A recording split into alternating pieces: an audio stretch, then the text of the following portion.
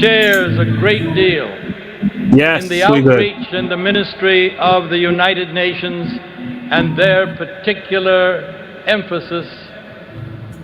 And tonight, it is my very great pleasure, a personal pleasure, to welcome our distinguished guest and his dear wife, Mimi. Ladies and gentlemen, when we considered this great meeting, our President, Dr. Paulson, made a special appeal to His Excellency Kofi Annan, the Secretary General of the United Nations, suggesting that perhaps he would like to come to this assembly, greet the people, and encourage them in the work which they are doing worldwide. He seriously considered it, but realizing that we're living in very tenuous times, and when there are some extreme tensions in our world today, not being sure whether he could be here, even if he promised to be here, he deferred and indicated that he would like to send a message, and then he selected one of his trusted associates. I am honored and proud tonight because it's my privilege to introduce to you a very dear, special friend, His Excellency, the Undersecretary of General for the United Nations, Joseph Reed. Please, my brothers and sisters, welcome him in the proper way.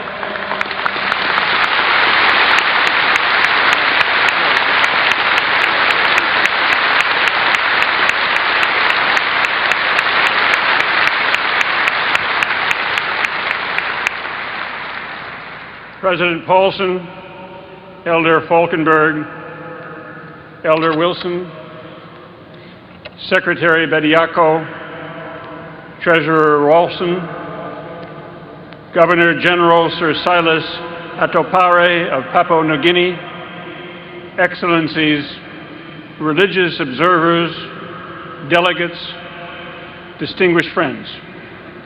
Congratulations to the elected leaders.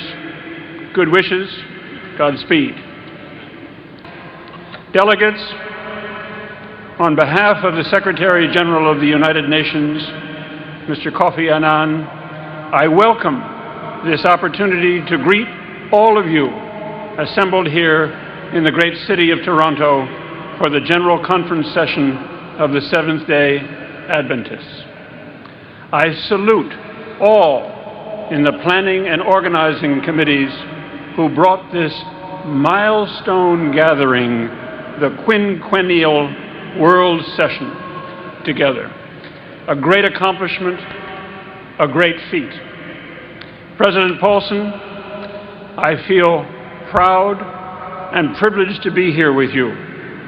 In our changing and interdependent world, the Seventh-day Adventists provide a beacon of conscious humanism and spiritual leadership.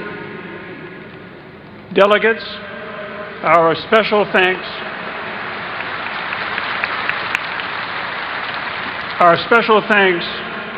to your presidents, Dr. Paulson, Dr. Falkenberg, and Elder Wilson, and all your leadership for all you have done over the years to keep that beacon shining bright.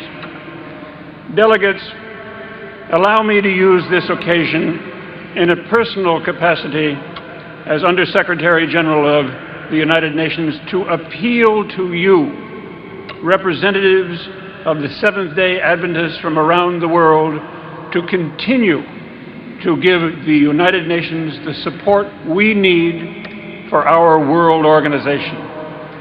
I make this appeal because the United Nations is also your organization, our world organization, your United Nations.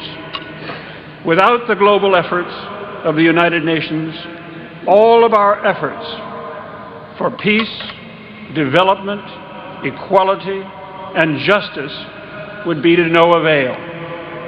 Delegates, please remember, the United Nations is the only machinery we have for collective cooperation among all nations. It is the only worldwide institution for furthering development.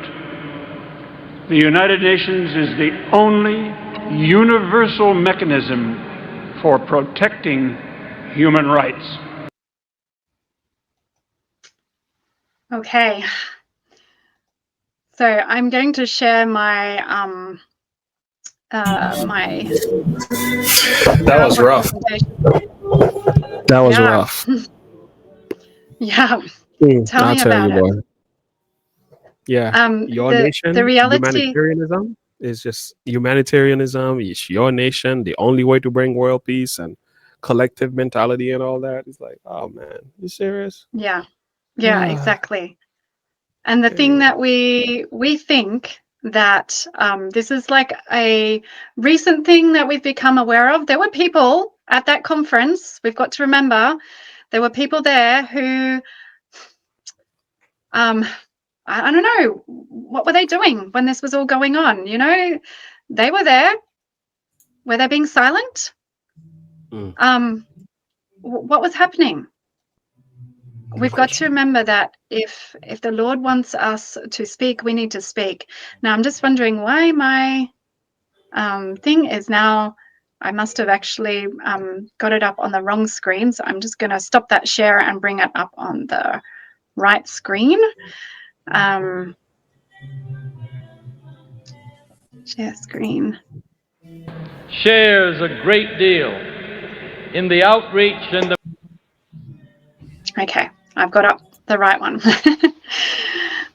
All right. So I'll just go through to where we were. We'll get there. The thing that really horrifies me is that no one actually stood up and said, this is horrifying. What are you saying? It's the only place on earth that we can actually find our actual human rights met. You know, this is not biblical. What were they doing? What were they thinking? Why were they silent? It's time for us to no longer be silent. This is not the time. Now, these things have actually been foretold. I've just released a series that I did. It took about 6 hours altogether of time where I was sitting with Brother Ron Duffield for one day, and poor guy, he was going into the night. It was going into my day. It didn't really affect me so much, but he presented this amazing series. If you want to actually understand historically what was actually said about the unity with the world and then with the UN from a historical perspective, you've got to actually go through this. Have you seen it, James? Any of the stuff that I've put up there in relation to Brother Ron Duffield's material? Is that new to you, or have you seen it? Let me take a look. 1 second here. Make it bigger. Cancel due to rebellion. Okay, that's new. I didn't watch all of these. I know you've addressed them. I've seen a few of his videos with yourself, but I didn't finish these ones. No, this is new to me. No, this is really good stuff. We've got to watch it. I just realized I've got 3 there, but it should say 2. So there's 1, 2, and 3. Anyhow, let's go on. If you guys want to see some of the history that actually foretold this stuff, we should have actually been aware of it. We should have done something about it, but we didn't. Jeremiah says this about God's people at his time. Now, remember, at the time that Jeremiah was on this earth and he was, ministering to his people, it was also the time that Babylon was rising to its power. And we know, and it was actually taking the nations captive. We know, antitypically, we've reached that day as well. Revelation 17, the woman has Babylon on her forehead. So we're at the very end of time. So what we see in Jeremiah relates to us today. And he says, many pastors have destroyed my vineyard. They have trodden my portion underfoot. They have made my pleasant portion a desolate wilderness. They have made it desolate, and being desolate, it mourneth unto me. The whole land is made desolate, because no man layeth it to heart. That really cuts to my heart when he says, no man layeth it to heart. Now, that doesn't mean that actually no one did, because Jeremiah obviously had it laid to his heart, but insufficient did. Are we insufficiently aroused to actually see that this is a problem, that, you know, our God's beloved church is being destroyed from the inside out, that we will remain silent? Like, I don't know, as I said, I don't know what happened in the year 2000, that so many of the delegates sat there, so many of the leaders sat there, didn't discern what was being said sufficiently alarming to actually stand up and say something. Maybe there was, maybe I'm just not aware of it. Okay, let's have a look at these statements. I showed the 4 statements. This is the first one. It's called Tolerance. It was released in 1995. It begins with this: Seventh-day Adventists, not just the Seventh-day Adventists General Conference, it's the Seventh-day Adventists. So that means you and I and every Seventh-day Adventist support the United Nations proclamation of 1995 as the year of tolerance. Now you might go, oh, well, that's big whoop. What does that mean? Well, if you go to the United Nations and look up what they meant by the year of tolerance, they released a declaration called the Declaration of Principles on Tolerance. It was released in November 1995. This was in relation to the year of tolerance. And they list in their preamble, well, they first of all, they say, recalling the preamble to the Constitution of UNESCO, adopted on the 16th of November 1946, states that peace, if it is not to fail, must be founded on the intellectual and moral solidarity of mankind.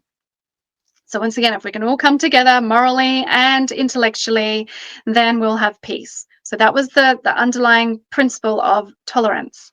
But then it lists a whole bunch of UN instruments that are really, really crucial to understanding tolerance.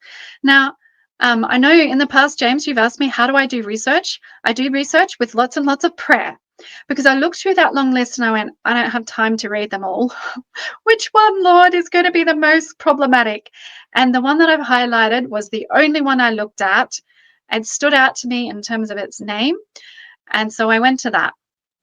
It's called the Declaration on the Elimination of All Forms of Intolerance, and of Discrimination Based on Religion or Belief.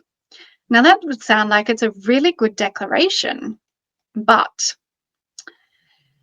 considering that it is essential to promote understanding, tolerance, and respect in matters relating to freedom of religion or belief, and to ensure that the use of religion or belief for ends inconsistent with the Charter, other relevant instruments of the United Nations, and the purposes and principles of the present declaration is inadmissible. Really long sentence. They love long sentences. Essentially, it's saying you can't do anything outside of what we're going to say in this document because it's not admissible. Anything to do with the Charter, that if you want to go against it, it's not admissible. That's what it means to be tolerant. You can't do anything that you're not allowed to do, according to the UN. And then Article 1. It says in point 3, freedom to manifest one's religion or belief may be subject only to such limitations as are prescribed by law and are necessary to protect public safety, order, health, or morals, or the fundamental rights and freedoms of others. Now, remember, we have a law that says, or a convention that says, and that's been instituted into the laws of the land, that we all need 24 hours of rest each week, and that the only way to have full, free and full development of the human intellect and personality, we need to have communal experiences, including communal rest. And in order to ensure safety, we need to have everyone being nice and healthy, and the only way that can be is mentally healthy as well. So this is why you actually saw churches could be shut down over COVID, because tolerance actually meant that you could shut down churches, because it was actually looking after everyone according to what the law saw was appropriate. It also means that they could mandate things in relation to our body temple, because they were saying we needed despite what your religious convictions are, you need to take this therapy, otherwise you will kill someone else. And so that was looking after the public safety, order, and health of the collective community. That's what it means to be tolerant. And it also will be the basis for the Sunday laws. In order for us to demonstrate tolerance to our fellow man and actually care for their health, mental health as well as physical health, we need to make sure that we have a universal day of rest. And obviously, if we're looking after the climate, we're also looking after our fellow man as well. And if we keep the Sunday law, it's actually going to look after our climate. When we had this statement on our website in 1995, we were saying it is okay for nations to make laws in relation to our worship. This is the second statement that is there. It's called religious freedom. Well, that sounds wonderful too. But this is what it says. For more than centuries, Seventh-day Adventists have been active promoters of religious freedom. True. We recognize the need to champion freedom of conscience and religion as a fundamental right in harmony with the scriptures. Is that what it says? Does it say in harmony with the scriptures? It says in harmony with the instruments of the United Nations. How do we understand human rights? Remember what that guy was saying from the United Nations at the General Conference in the year 2000? He was actually saying that United Nations is the only place where you can have your human rights met. Mercy. So if they are the one who gives it to you, right?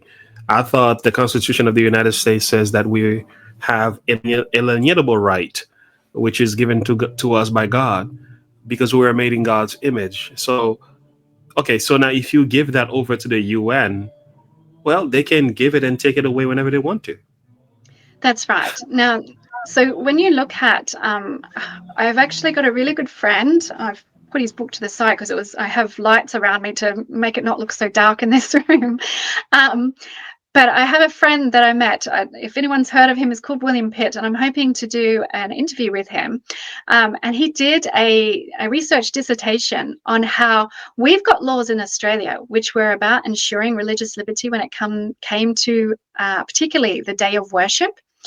But what has happened, the laws haven't been changed. The Constitution hasn't been changed, but the interpretation of the Constitution has changed over time. And it's changed to actually mean that, yes, states and so forth can make laws against our religious liberty and our worship. And so the same thing will happen when it comes to the American Constitution. It doesn't mean that it will be rewritten necessarily. It actually means it will be reinterpreted to fit what the UN or what the global body has actually put in place. Now, some people will say America has, particularly Donald Trump, has pushed back against the UN, and so therefore, why are you even talking about the UN? We've got to remember that the UN is actually more the mouthpiece of America than America being the mouthpiece of the UN. America actually started the UN. It was actually Protestant America that actually were the most foremost in agitating for the UN. America is the greatest funder of the UN. So what you see the UN doing has actually, it can really only do what the America allows it to do in a degree.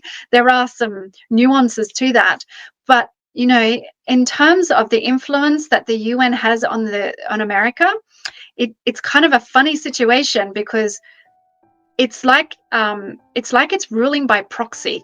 It actually, you know, washes its hands of being the policeman, but it actually is the policeman, as in America is pretending like it's not the policeman, but it actually is the policeman. They try and pretend to remove themselves from the UN, but they actually aren't. America still is the largest funder for the UN, even under Donald Trump. So yes, see this as being a warning to not just people everywhere else. It is also a warning to those in the US.